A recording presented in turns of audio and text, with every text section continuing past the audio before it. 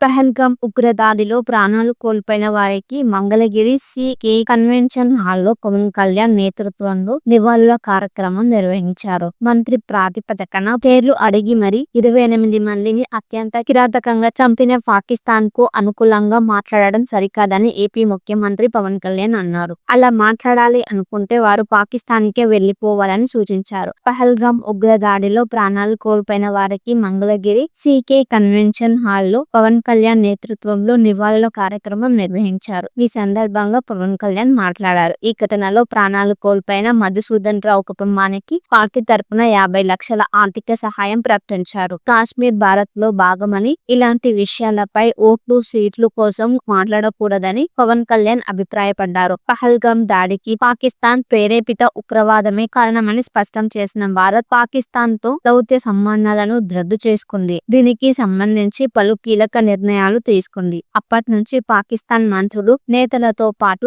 అక్కడి మీడియా కూడా భారతదేశంపై అక్కసు వెల్లువెత్తుతుంది. భారత సైన్యానికి వ్యతిరేకంగా పలువురు పాక్ నేతలు, సెలబ్రిటీలు వివాదాస్పద వ్యాఖ్యలు చేస్తున్నారు. ఈ నేపథ్యంలోనే పాక్ కి చెందిన 16 మంది సోషల్ మీడియా ఇన్ఫ్లుయెన్సర్స్ పై కేంద్రం నిషేధం విధించింది. ఇందులో మాజీ పేసర్ షోయిబ్ అఖ్తర్ ఛానల్ కూడా ఉంది.